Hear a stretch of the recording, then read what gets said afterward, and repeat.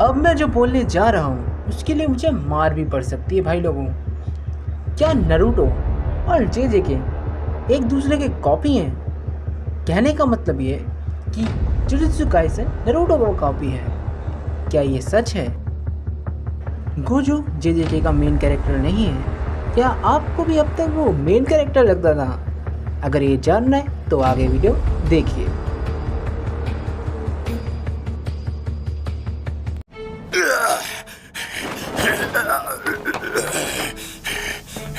भाई साहब और बहन जी हो, आप सब मुझे जानते ही होंगे। मैं हूं आपका क्रेजी नर्ड। पहली वीडियो है, लेकिन मैं इसमें आपको जो बताने वाला हूं वो थोड़ा यूनिक है। कहानी की शुरुआत 1-2 साल पहले होती है, जब मैं घंटों से रील देखे जा रहा हूँ। मतलब मैं पढ़ा कहाँ हूँ, मेरे हाथ में फ़ोन है और बस मैं रील स्क्रॉल करते जा रहा हूँ और मुझे याद आता है कि मेरा होमवर्क पूरा नहीं हुआ और कल मेरा टेस्ट है। और भाई लोगों, फिर भी मैंने एक रील और स्क्रॉल करी, और जब मैंने एक रील और स्क्रॉल करी तो मेरे सामने आता है गोजो। हमारे गोजो भाई साहब थोड़ी इंटरेस्टिंग टाइप के हैं, इसलिए मेरी क्यूरियोसिटी और बढ़ गई कि मैं जानूँ ये हो क्या रहा है। मतलब कि ये कौन सा एनीमे है यार जो इतना सिमिलर काइंड ऑफ लग रहा है। ऐसा फील आ रहा था, डेजा वू टाइप। तो मैंने देखा, असल में मैंने इसका पूरा सीज़न ही देख डाला। ऐसा ही होता है यार, जब आप किसी एनिमे की एक क्लिप को देखते हो तो मन करता है कि पूरा सीज़न देख लो, और लकीली मेरे लिए वो हिंदी में अवेलेबल भी था। तो भाई साहब, अब मेन बात पे आते हैं। क्या ये दोनों सिमिलर हैं?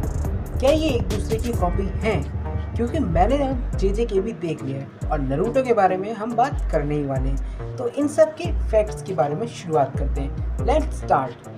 तो पहले बात करते हैं नरूटो की।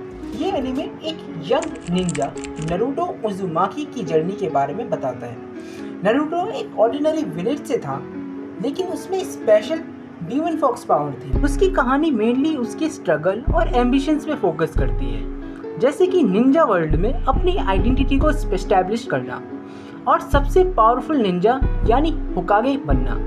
तो बात करते हैं जुजुत्सु काइसन की। ये एनीमे एक हाई स्कूल स्टूडेंट यूजी इतातोरी के अराउंड रिवॉल्व करती है, जो एक कर्स्ड ऑब्जेक्ट यानी सुकुना का फिंगर को कंज्यूम कर लेता है, और इस फिंगर की वजह से यूजी इतातोरी को जुजुत्सु हाई में एडमिशन लेना पड़ता है ताकि वो एक सॉर्सरर बन सके और कर्स्ड स्पिरिट से फाइट कर सके। और यहीं पे ये एनीमे डार्क हो जाता है। तो चलिए अब मेजर डिफरेंस की बात करते हैं। नरूटो का प्लॉट ज़्यादा पर्सनल ग्रोथ और सेल्फ डिस्कवरी पे फोकस करता है। नरूटो की जर्नी उसकी दुश्मनी और अपनी इनसिक्योरिटीज़ के खिलाफ होता है, फाइट करना। लेकिन जुजुत्सु काइसन में focus is more on the supernatural battles and curses. यहाँ स्टोरी का मेन पॉइंट कर्स रिमूवल है और हायर लेवल कर्स स्पिरिट से फाइट करना है। चलिए अब बात करते हैं इसकी सेटिंग के ऊपर। सेटिंग भी डिफरेंट है। नरूटो का वर्ल्ड एक निंजा सोसाइटी है, जहाँ ट्रेडिशनल जापानीज कल्चर और चक्रा बेस्ड टेक्निक्स प्रोमिनेंट हैं। On the other hand, jujutsu Kaisen का वर्ल्ड एक मॉडर्न सेटिंग है, जहाँ सुपरनेचुरल एलिमेंट और कर्स टेक्निक्स प्रोमिनेंट हैं, और ये कैरेक्टर के पर्सपेक्टिव से भी डिफरेंस हैं। नरूटो में कैरेक्टर डेवलपमेंट और पर्सनल स्ट्रगल्स काफ़ी डीप हैं, जबकि जुजुत्सु काइसन में कैरेक्टर इंटरेक्शन और ग्रोथ भी प्रोमिनेंट है, but more focused on their fighting abilities और कर्सेस। तो गाइस, ये तो थे इनके मेजर डिफरेंसेस। लेकिन अब हम मेन सवाल पे आते हैं कि ये दोनों एक दूसरे के कॉपी हैं कि नहीं, और वो एक ही बात से पता चल सकती है। इनका डिफरेंस किया जाए इनके कैरेक्टर्स के बिहाफ पे। तो चलिए शुरू करते हैं। तो सबसे पहले बात करते हैं सातोरू गोजो की। जुजुत्सु काइसन में गोजो एक टॉप टायर जुजुत्सु सॉर्सरर है। उसके पास अनपैरेलल्ड स्ट्रेंथ है और कर्स्ड टेक्निक्स हैं। गोजो की सबसे बड़ी पावर उसका लिमिटलेस कर्स टेक्निक है, जो उसको स्पेस और टाइम के एस्पेक्ट में मैनिपुलेट करने की एबिलिटी देता है। उसकी 6 आई टेक्निक्स भी उसके कर्स एनर्जी को एफिशिएंटली यूज़ करने में हेल्प करती है, जो कि आपने गोजो की कई फाइट्स में देखा होगा। इनफैक्ट आपने वो मेट्रो स्टेशन वाली फाइट में भी देखा होगा।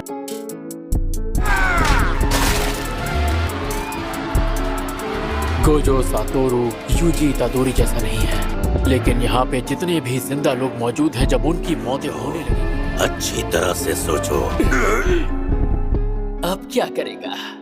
Domain expansion, infinite void. चलिए अब बात करते हैं ककाशी हटाके की। नारुतो में ककाशी एक हाईली स्किल्ड निंजा है और टीम 7 का मेंटर भी है। ककाशी की यूनिक एबिलिटी उसका शेरिंगन है, जो उसको एनिमी टेक्निक्स कॉपी करने और जेनजुत्सु डिटेक्ट करने में मदद करता है। ककाशी के पास ककाशी's राइकी जैसी पावरफुल टेक्निक्स भी हैं। और अगर इनके कैरेक्टर स्ट्रक्चर की बात की जाए तो वो काफ़ी सिमिलर काइंड ऑफ फील होता है, बिकॉज जब इनकी मांगा आई थी नारुतो की 3 सितंबर 1999 को वीकली शोनेन में दिखाया गया था। इसका लास्ट चैप्टर 10 नवंबर 2014 को आया था। और यही बात अगर हम जुजुत्सु काइसेन की करें तो ये 5 मार्च 2018 को इसकी शुरुआत हुई थी वीकली शोनेन में। तो इन लोगों के कैरेक्टर स्ट्रक्चर एकदम सेम से ही हैं। तो हो सकता है कि JJK के क्रिएटर्स ने थोड़ी सी इंस्पिरेशन ली हो नारुतो से। मैं ये नहीं कह रहा कि एक दूसरे की कॉपी है, लेकिन इनका कैरेक्टर स्ट्रक्चर काफ़ी सिमिलर लगता है। और अगर हम यूजी इतादोरी की बात करें तो वो भी बचपन से अनाथ है, उसके भी कोई मम्मी पापा नहीं है। वैसे ही नारुतो के साथ भी ऐसे है, उसको भी कोई मम्मी पापा नहीं है। तो कंक्लूजन निकलता है, अकॉर्डिंग टू माय ओपिनियन, आप इसे कॉपी तो नहीं कह सकते, ये इंस्पायर्ड हो सकते हैं। बाकी इन दोनों की स्टोरीज डिफरेंट है, काफ़ी डिफरेंस है। तो भाइयों, इस वीडियो को ख़त्म करने से पहले एक आखिरी सवाल कि गोजो जुजुत्सु काइसेन में मेन कैरेक्टर है कि नहीं है। अब तक तो आपने सीजन 2 तक देख ही लिया होगा या फिर आपने मांगा पूरी पढ़ ली होगी, तो इसका जवाब तो आप भी जानते होंगे।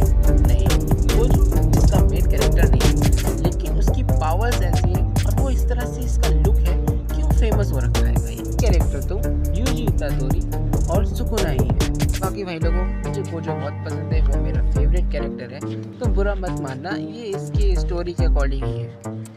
तो गाइस, ये थे आज के फैक्ट्स। तो अब हम मिलेंगे अगली वीडियो में, लेकिन जाने से पहले मैं आपको एक इम्पॉर्टेंट न्यूज़ देना चाहता हूँ। मैं फैंडअप वीडियो भी बनाता हूँ एनिमे की, जो फैंडअप होती है आप जानते होंगे।